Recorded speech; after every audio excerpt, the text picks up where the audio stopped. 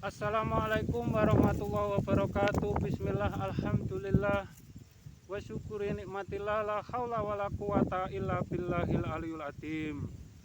Kesombonganmu menutupi sanad keilmuanmu. Kesombongan itu disematkan untuk bangsa Yahudi. Akan tetapi sifat kesombongan tidak hanya bangsa Yahudi saja yang memilikinya. Setiap diri manusia terdapat sifat sombong. Agar dijaga dan ditekan agar sifat sombongnya sirna dari diri kita. Semua manusia dibekali 4 nafsu agar dikendalikan untuk menuju hal-hal yang diridhoi Tuhannya. Kalian umatnya Nabi siapa saja, karena semua Nabi beragama Islam, karena semua Nabi satu tauhid, satu Tuhan, satu tujuan, mencari ridhonya Tuhan. Walau syariat yang diajarkan berbeda-beda, hukum syariat itu dapat berubah-ubah dalam situasi dan kondisi yang mana memungkinkan untuk merubah hukum syariat itu seperti yang dilakukan para nabi setelahnya. Bukan berarti yang sebelumnya salah, akan tetapi keadaannya yang tidak memungkinkannya.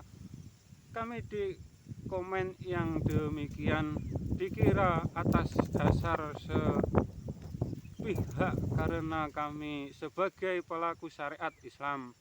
Mungkin juga di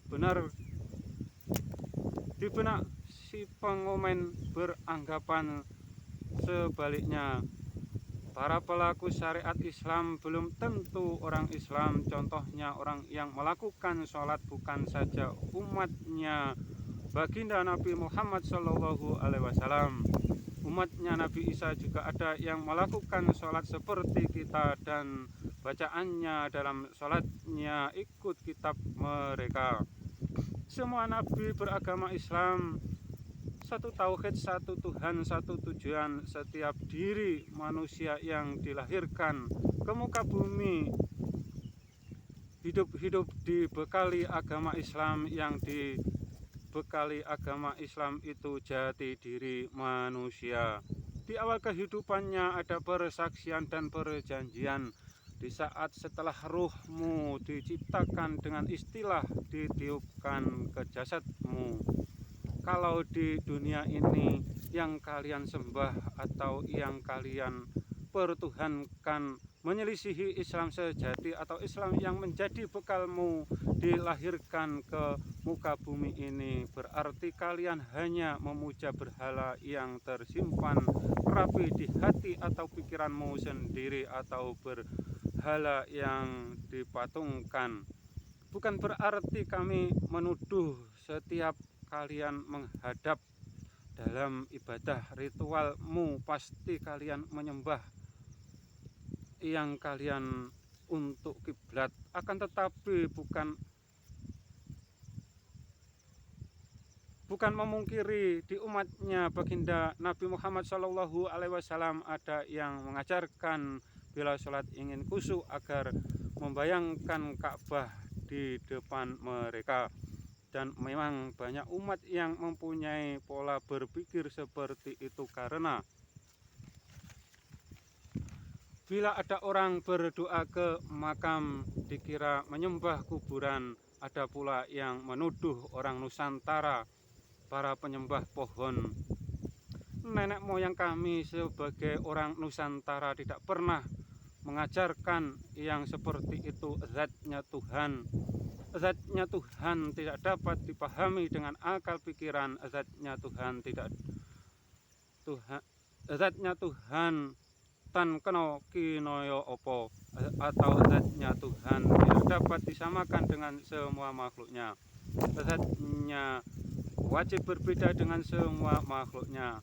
Yang suka menuduh hanya para pemuja berhala yang tersimpan di hati atau pikirannya karena ingkar dengan seruan ayat.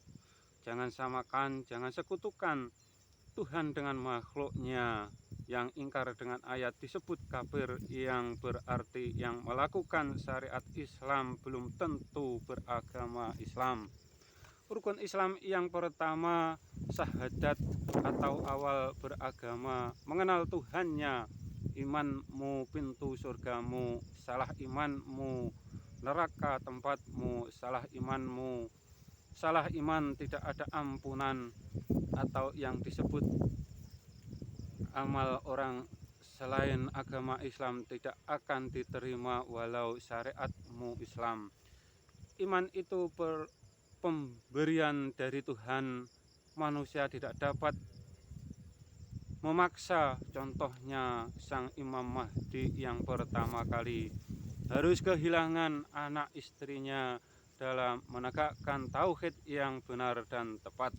Beliau Nabi Nuh dan beliau dari Nusantara ini kalau dicocokkan dengan fosil kapalnya cocok dengan kayu jati Jawa.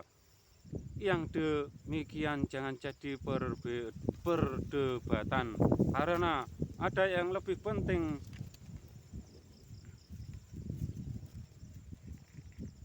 Jadilah Imam Al-Mahdi untuk dirimu sendiri, jangan ikut bertauhid bermata sebelah atau yang disebut pengikut Dajjal. Bila salah iman, amal ibadah, wassalam.